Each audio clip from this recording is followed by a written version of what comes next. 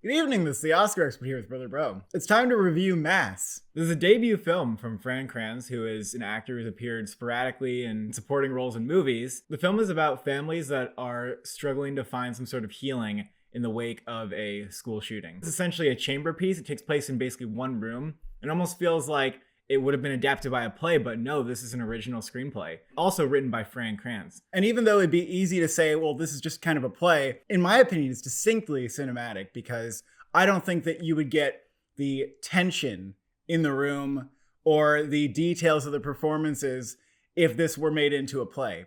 It also features often very minimal blocking. I think that nobody even really moves from their seats for a solid 40 minutes, but it feels appropriate. It feels real. Like it's not forcing the characters to like move or go places just for the sake of it. Yeah, and there's no flashbacks or anything. Even the room is like pretty barren. So it's interesting because you're just so locked in with these four performers in this room. It did feel cinematic. Probably one of the most impactful films at Sundance this year. It's a very difficult and heavy film. Kind of hope comes to streaming because I think some people might need like a breather during this movie. I felt the need for one at some point. But it doesn't address the tragedy in a way that feels like forced. Knowing what this film was about prior, I was kind of nervous that it would be like, too much. Like I don't feel like I need to watch a movie where I observe mothers finding out that their children are dead and just watching that. Like, I don't feel like I need that. And there's a lot that this movie could have done to, push that too far. Having it take place 6 years after and just be this discussion about the event is a really great way to sort of explore the issue without doing it in a way that's too heavy-handed, even though the movie's like very heavy. How do you make a drama that is trying to actually be about the healing process in a sense, but not make it feel manipulative? The writing was so great in this film where every character's perspective felt like very fleshed out. They felt very real. I wonder if the director has a personal connection to people who were affected by these events or if he talked to people from these events. It felt like these were actual people who are grappling with the tragedy. And another kind of landmine in a film like these is the whole like politicized gun issue. And it wisely sidesteps that. And I think it just kind of says like, look, this is not that movie. But it does get addressed to some extent because it's kind of like a topic that's on everybody's minds. The writing and the performances in this film are so extraordinarily strong that I don't think there's a way that we can ignore them, going forward, even looking ahead to next award season. We got Martha Plimpton, Jason Isaacs, and Dowd, and Birney. These are the four main players in the film, and each one of them is just like absolutely incredible. They all have their different moments where they are revealed and you really get a deep sense of like who they are or how they have dealt with the tragedy. It's like stunning when these scenes come up. This movie is going to make people cry. Like there were scenes that made me cry. It's just an extremely heavy film and the actors do like an excellent job. I mean, I think everybody is actually perfect in the movie. Yeah, there's a lot of ways where you could imagine an actor tripping, but like these actors are so on the game. Yeah.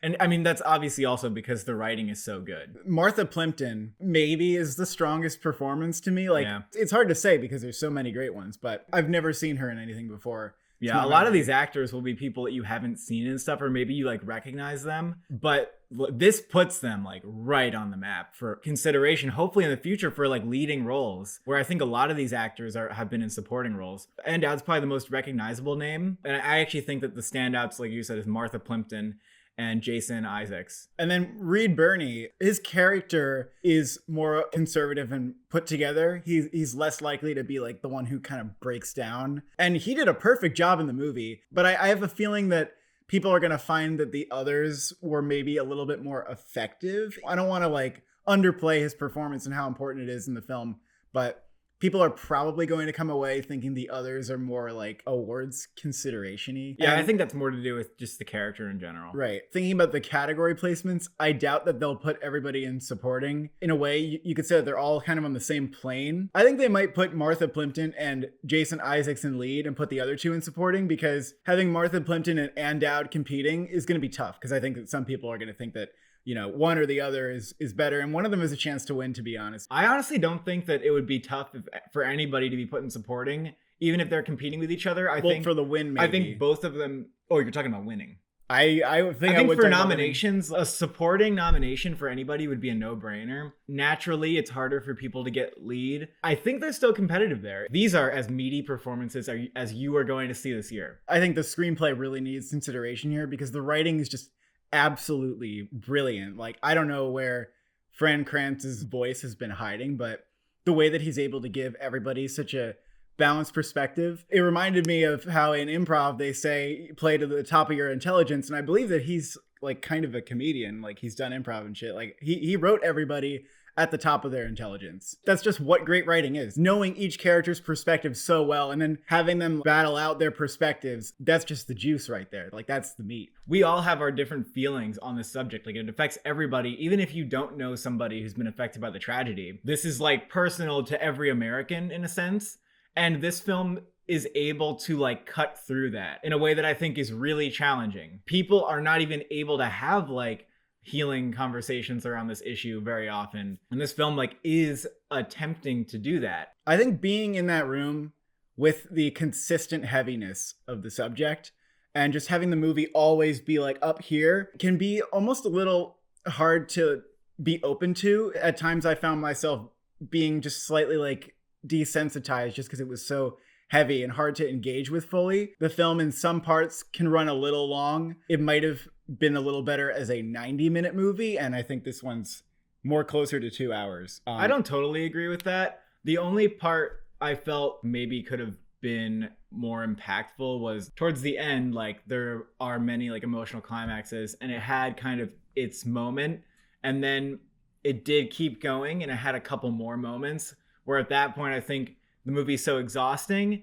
that the moments that followed the real climax, there's a little bit of wind taken out of them. At the same time, I wouldn't really take away too many moments in this film because they seem all kind of valuable. And the directing and editing I thought was really good too. It's not like really a showy movie with the camera or anything, but I think all the choices that were made were effective. It was very tastefully directed. Mm-hmm. Yeah, there was an aspect ratio change though that I didn't exactly know what to make of. And yeah. I think some people will have like a good interpretation, feel like that worked for them. And I kind of like that there's a little bit of a visual evolution in the movie, but I don't know exactly what it did. And since we're talking about a potential screenplay nomination, up to 3 acting nominations, you kind of think, could the movie get picture from there? Maybe editing, honestly, maybe editing. But I think this movie could find itself pretty deep in next year's awards. And it's, I think, the best film of Sundance that I've seen.